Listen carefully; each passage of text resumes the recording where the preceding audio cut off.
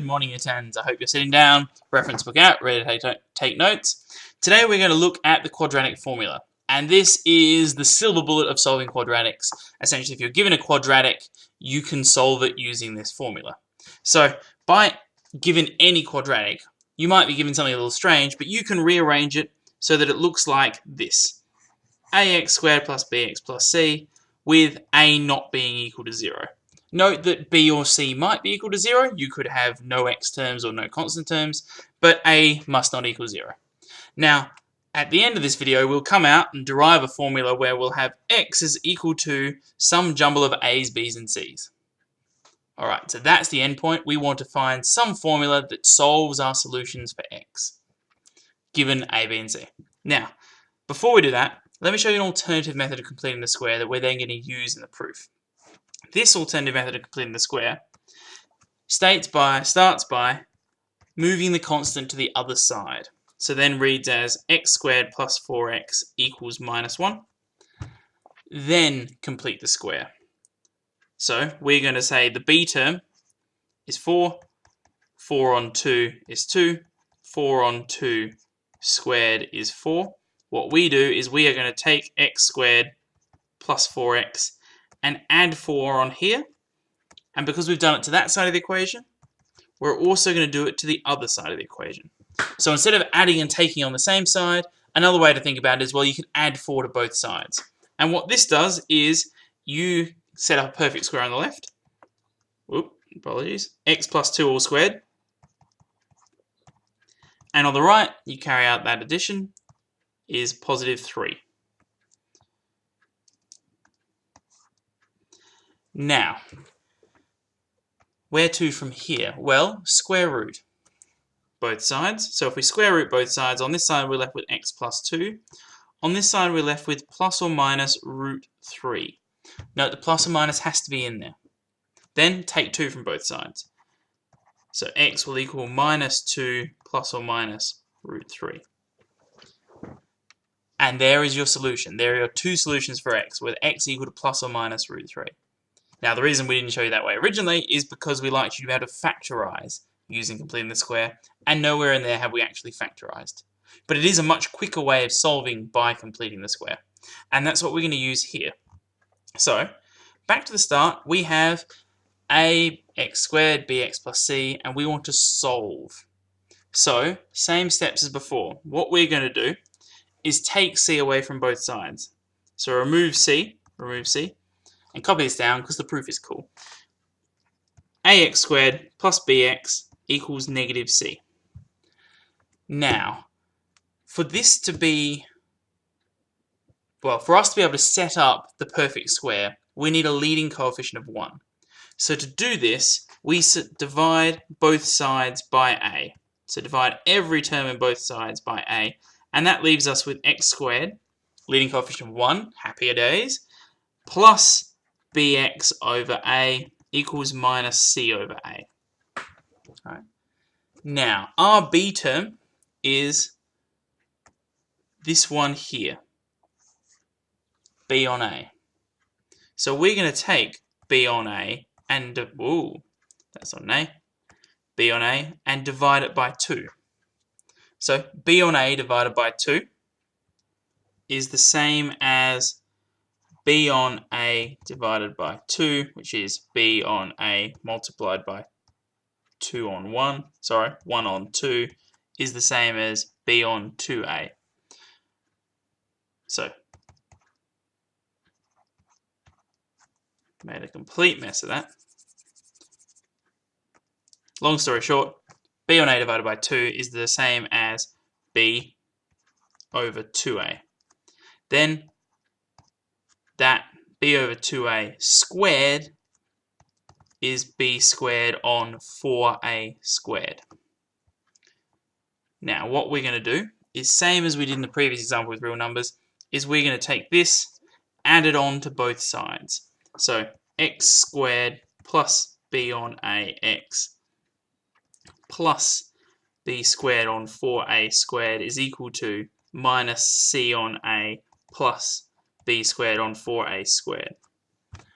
Alright, now, On the left-hand side, we have a perfect square. So let's work that one out. Complete the square by x plus b on 2a squared. On the right, well, we need a common denominator. Common denominator here will be 4a squared. So to get this left-hand term here, common denominator of 4a squared, we multiply to both top and bottom by 4a squared. So it becomes minus 4ac on the top over 4a squared plus b squared over 4a squared. Let's just simplify that top one step further. You'd have b squared take 4ac over 4a squared. I know I flipped the 4ac around to the b squared, but I hope you'll be satisfied that there's still a take 4ac and a positive b squared on the top. Right, so what this looks like so far is x plus b on 2a all squared is equal to b squared take 4ac over 4a squared. Deep breath, keep going.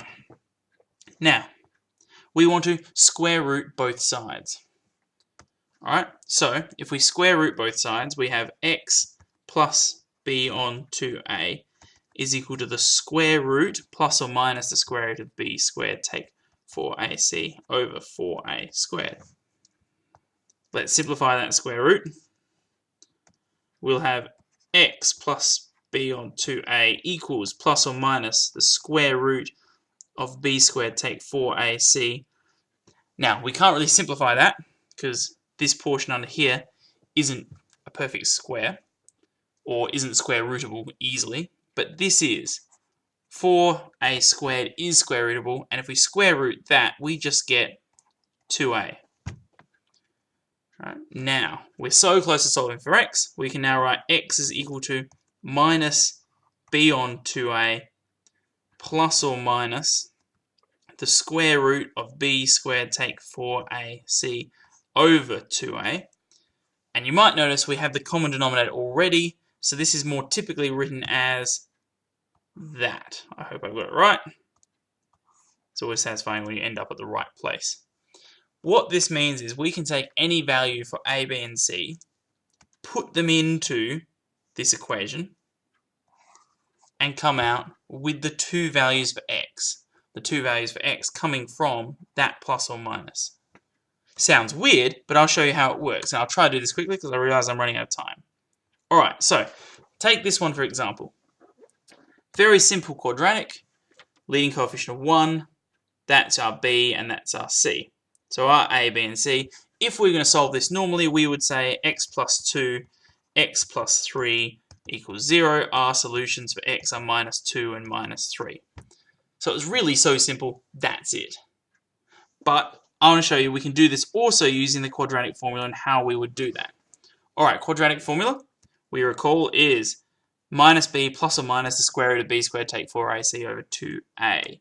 So x is equal to minus b plus or minus the square root of b squared take 4ac over 2a. Then sub in the values. So if b is 5, then we sub in minus 5 plus or minus the square root of b squared, 25, take 4ac. 4 times 1 times 6 is 24. 4 times 6 is 24 over 2a. A is 1, so we're just over 2. Alright, now let's do some simplifying. Minus 5 plus or minus the square root of, well, 25 take 24 is 1 over 2.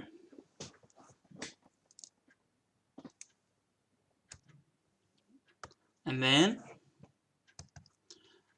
remember, the square root of 1 is just 1. Really, this looks like minus 5 over 2 plus or minus 1 over 2. So then here, two things can happen. We have, and remember, this is x equals minus 5 over 2 plus 1 over 2, or it could equal minus 5 over 2 minus 1 over 2. Now, if it's equal to minus 5 over 2 plus a half. So that's minus 5 halves plus a half is minus 4 halves. Minus 4 halves is minus 2. Now, if that's minus 5 halves minus another half, that's minus 6 halves. It's minus 3. And there are our two solutions that we discovered from factorizing before. Now, factorizing is clearly a much shorter process, but it only works when we can factorize. However, quadratic formula always works. So let's take one that won't work out as prettily for us and solve using the quadratic formula. Last one, I promise. If you reckon you've got it, just skip to the end where the question is. So A, B, C, x is equal to minus b plus or minus the square root of b squared, take 4ac over 2a. X is equal to minus 3 plus or minus the square root of 9, take 4ac is 4 times 25, which is 100, times 2 is 200, over 2a, which is 2 times is 4. Now, keep going. Simplify. X is equal to minus 3 plus or minus the square root of minus 191 over 4. Now, note something strange. We've square rooted a negative. And from our previous lesson, we know that the square root of a negative is really the same as, that there would be the same as the square root of minus 1, or I, multiplied by the square root of that numbered positive. So really, that number there is I root 191. So we can consider this as x is equal to minus 3 plus or minus I root 191 over 4. X has two roots then, two imaginary roots that are minus 3 plus I root 191 over 4 and minus 3 minus I root 191 over 4. Now, what that means in terms of graphing it, it would have no real solutions. It would never cross the x-axis. And you'll notice here that we can tell quite a lot by whether this is going to be positive or negative. And that will be the subject of the next video. All right. So here, real roots. If it comes out as a negative under the square root, then the root's going to be imaginary. But there'll still be two of them from the plus or minus. In your OneNote, can you please solve those two following quadratics using the quadratic equation showing all working? Thank you very much.